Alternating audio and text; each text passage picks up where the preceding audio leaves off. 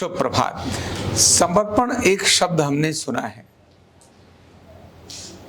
और समर्पण अलग अलग प्रकार से लोगों ने सुना है। और समर्पण का लाभ क्या होता है, समर्पण के परिणाम क्या होते हैं, समर्पण न करने से क्या नुकसान होता है, और समर्पण होता है तो अपने आप कौन सी चीजें बढ़ती चली जाती हैं। तो समर्पण अपने आप में एक अद्भुत शब्द है। बहुत बार देखा होगा, आतंकवादियों के बारे में कहते हैं, सेना के सामने क्या कर दिया, समर्पण कर दिया। तो जिस आतंकवादी ने सेना के सामने समर्पण किया, अभी तक उसकी सिर पर मृत्यु मंडरा रही थी। केवल उसके अंदर क्रोध था, तूफान था, अहंकार था, अग्नि थी जलने की और जलाने की, मारने की अग्नि थी। समर्पण कर दिया, इसके बाद उसकी जिंदगी में परिवर्तन हो गया, वो समाज की मुख्य धारा में हो गया। अभी जो लोग उसको आतंकवादी की तरह से देखते थे, अब उसे बहुत स्नेह की निगाह से देखने लगे। सरकारी तंत्र के अंदर भी उसको बड़ा स्थान जगने लगा। यह आजकल हमने समर्पण के लिए एक अलग प्रकार का क्रम देखा है। लेकिन वैदिक काल से समर्पण का शब्द, समर्पण का अर्थ बहुत अद्भुत माना है। और समर्पण एक वो ऐसा शब्द है और ऐसी प्रक्रिया है, ऐसा मनोभाव है जो व्यक्ति के अंदर अद्भुत चमत्कार पैदा करता है। ये जितने भी दिव्य पुरुष नजर आते हैं, इनके जीवन में एक चीज थी जो सबसे अधिक थी, और वो था उनका समर्पण। उनका कार्य के प्रति समर्पण, उनका गुरु के प्रति समर्पण, उनका लक्ष्य के प्रति समर्पण, उनकी प्रक्रिया के प्रति समर्पण।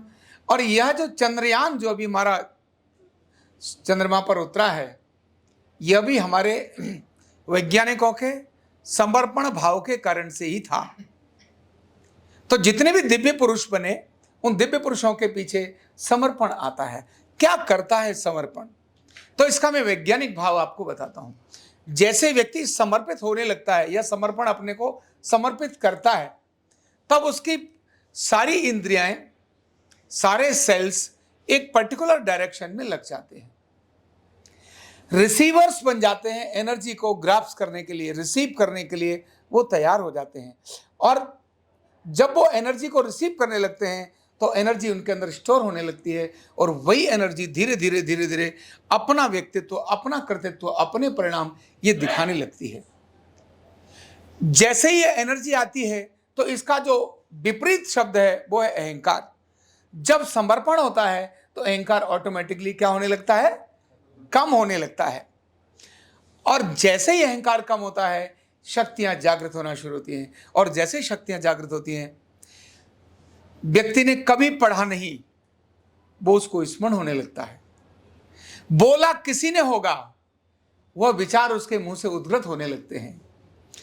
जिन चीजों को उसने कभी कल्पना भी नहीं की, ऐसे असाधारण काम वो व्यक्ति करने लगता है। ऐसी शक्तियां उसके पास आने लगती हैं जो देखने के बाद, अरे शिवाजी महाराज ने जैसे अपने गुरु को अपने को समर्पित किया। शिवाजी महाराज की हाइट तो हम में से सबसे कम थी, दुबले पतले और बहुत कम हाइट वाले। जैसे ही समर्पित किया, अद्भुत शक्तियां जागृत होने लगी। एक से एक किला जो मुगलों ने उस समय आक्रमण में अपने कब्जे में कर रखा था, उन सारे किलों पर फतेह करने लगे। युक्तियां अपने आप आने लगी, अपने आप युक्तियां आने लगी। विवेकानंद ने जब अपने गुरु के प्रति समर्पित किया, जैसे ही समर्पित किया, गुरु को समर्पित करने के बाद विवेकानंद के अंदर अद्भुत शक्तियां जागृत होने लगी। और वही एक सन्यासी बाहर जब दुनिया में जाता है और गुरु को स्मरण करके जाता है, दुनिया के अंदर डंका बजा कर आता है। और उससे पहले की घटना कि वो एक ऐसी जगह सो रहा होता है, सोने के लिए जिसको स्थान नहीं, भरी ठंड में कूड़ेदान के अंदर अपनी रात बिताता है अमेरिका के अंदर। वही अगले दिन पूरे अमेरिका को नहीं, पूरे विश्व को चकित कर देता है। उसके मुंह से वो शब्द निकलते हैं। ये जितने भी क्रिएटर्स हैं, जितने भी कुछ करने वाले हैं, वो सभी इसी प्रकार के होते हैं। मैं अपने जीवन के अंदर देखता हूं, जब मैंने गुरुजी को, डॉक्टर मेहरा जी को अपने को समर्पित किया, उससे पहले मेरे अंदर अनेक सारे प्रश्न थे, अनेक सारी जिज्ञासाएं थी, अनेक सारे जज्बे थे। लेकिन एक घटना के बाद मैंने उनको समर्पित कर दिया और कभी पलट कर देखा नहीं। मैं ये देखता हूं, आज मैं अपनी जिंदगी को देखता हूं, मैं न तो जज हूं, न वकील, लेकिन जज के लोग, जज का चिकित्सक बना लंबे समय, और वो मेरे से बात करते और बल्कि मेरे को आग्रह करते। मैं सोचता हूँ क्या इसमें मेरी अपनी क्वालिटी थी? मुझे लगा बिल्कुल भी क्वालिटी मेरी नहीं थी, केवल मेरा गुरुजी के प्रति समर्पण, डॉक्टर मेहरा जी के प्रति समर्पण, यही उसमें से निकल कर आता था। फिर ध्यान में आया कि राष्ट्रपति भवन के अंदर सडन पहुंच गया, अद्भुत प्रकार के जागरण करने लगा। 2013 के अंदर स्वामी विवेकानंद का 150वां जन्म वर्ष, सोच भी नहीं सकते थे कि हजारों हजार लोग उसके साथ जुटेंगे। केवल उन डॉक्टर मेहरा के लिए, उस न्यूरोथेरेपी के लिए कुछ करना है, उस समर्पण भाव से ही राष्ट्रपति भवन के अंदर हम कब पहुंच गए हमको पता नहीं चला। मैं बाद में पता चला, अरे हम तो राष्ट्रपति भवन में आ गए, और कब उठाकर हमको राष्ट्रपति का चिकित्सक बना दिया। यह सिर्फ अद्भुत उस शक्ति और उस समर्पण का ही परिणाम था। उसमें रामगोपाल का कोई 1% भी अधिक योगदान नहीं था, केवल समर्पण ही इन सारी चीजों के क्रिएट कर रहा था। और अभी देखने को मिलता है, जो गुरुजी डॉक्टर मेहरा जिस चीज को सोचते थे या उनकी कल्पना में कभी विचार में रहा होगा, उन्होंने प्रकट नहीं किया, वह अर्धनारेश्वर के सिद्धांत, वो नाभि के सिद्धांत ऑटोमेटिकली स्फुटित होने लगे। क्यों, ये मुझे नहीं पता कि कैसे होता है, पर मुझे ऐसा लगता है कि जो समर्पण का भाव था, रात में और दिन में भी जो मेरे मन में विचार आते हैं, वो निश्चित ही गुरुजी डॉक्टर मेहरा जी के प्रति समर्पण के कारण ही आते हैं। मेरे अपने साथी भी ये कहते थे, ये कैसे संभव है। अनेक सारे जो इवेंट किए, उनमें से एक प्रगति मैदान का इवेंट किया। प्रगति मैदान का इवेंट जिसमें 75 लाख रुपए का बजट था, सोचना बड़ा दूर की बात, और मात्र 2 महीने का समय 1500 घुटने दर्द के रोगियों का इलाज 1.5 घंटे में करना है। कौन करेगा? अभी तो हमारे पास 20 लोग 50 लोग भी नहीं है, करेगा कौन? 2000 लोग आ गए, उनमें से ट्रेनिंग लेकर 500 लोग चुन गए, और वो कार्यक्रम कब हो गया ये पता नहीं। समर्पण से ये सारी चीजें जागृत होती हैं। और आज भी जो विश्वविद्यालय के अंदर ये करिकुलम पास हुआ है, मैं सोचता हूँ मेरी इतनी क्षमताएं कभी नहीं। मैंने बहुत ज़्यादा नंबर लेकर आया नहीं 12वीं के अंदर, 10वीं के अंदर भी बहुत कुछ नंबर लेकर नहीं आया, लेकिन ये सारी पुस्तकें कैसे लिखी जाती हैं, ऐसा मुझे लगने लगा कि गुरुजी के प्रति जो समर्पित का भाव है, समर्पण का भाव है, निश्चित ही वो सारी चीज़ें अपने आप जागृत होती हैं। और मैं फिर अपने गुरुजी डॉक्टर मेहरा जी को देखता हूँ, जब वो रात को सोते थे और सुबह रात में अनेक सारे कुछ विचार उनके अंदर आते थे, और सुबह उसी प्रकार के पेशेंट आते थे, ऐसे ही पेशेंट आते थे, और उनको वो ट्रीटमेंट देते थे, लोग ठीक होना शुरू हो जाते थे। वही अगले दिन फॉर्मूला होता था। क्यों? क्योंकि वो समर्पण की भावना में थे उस विज्ञान को।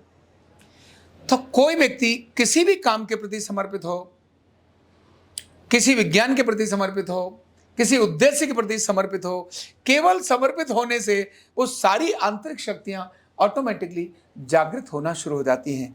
और जब भी समर्पण करते हुए अहंकार का भाव आता है, ये मैंने कर दिया, तब वो सारी शक्तियां क्या हो जाती हैं?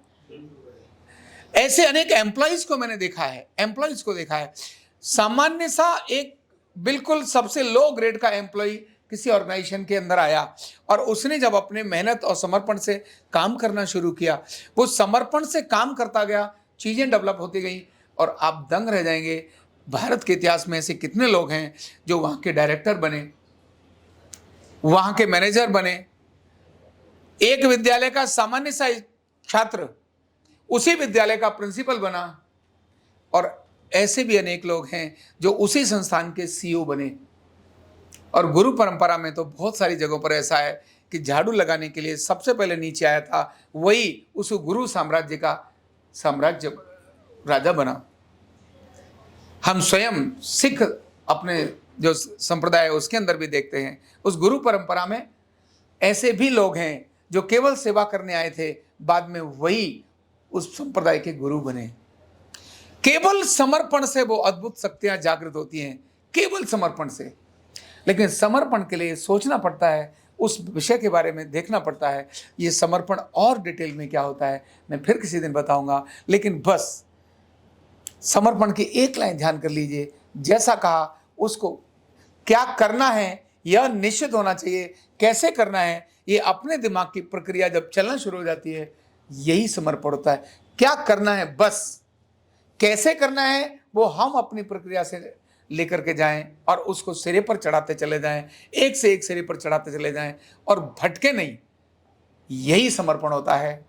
और ऐसे अगर हम करते चले जाएंगे तो निश्चित ही हमारी अपनी शक्तियाँ जागृत होंगी और हम एक अद्भुत परिणाम में जाएंगे। और हाँ, इस सबसे अल्टीमेट जो मिलता है वो मिलता है आत्म आनंद।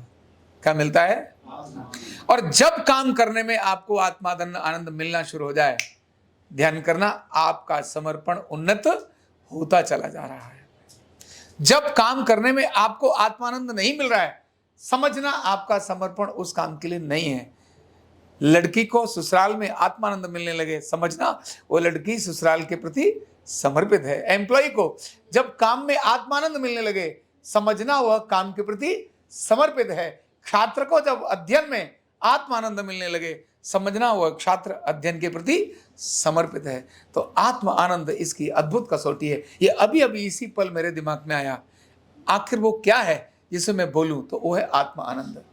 जब आत्मानंद आपको आए, समझना आप इसमें समर्पित हो रहे हैं। बहुत बहुत धन्यवाद। न्यूरोथेरेपी का कंप्लीट कोर्स सीखने के लिए जुड़िए हमारे ऑनलाइन ट्रेनिंग प्रोग्राम से और जानिए करीब 100 बीमारियों का इलाज बिना दवा और बिना मशीन के। इस न्यूरोथेरेपी ऑनलाइन ट्रेनिंग प्रोग्राम से आप घर बैठे बन सकते हैं गवर्नमेंट सर्टिफाइड न्यूरोथेरेपिस्ट। रजिस्ट्रेशन के लिए नीचे दिए गए नंबर पर अभी कॉल करें। और हाँ, हमारे वीडियो को लाइक करना, शेयर करना और चैनल को सब्सक्राइब करना बिल्कुल भी ना भूलें। धन्यवाद।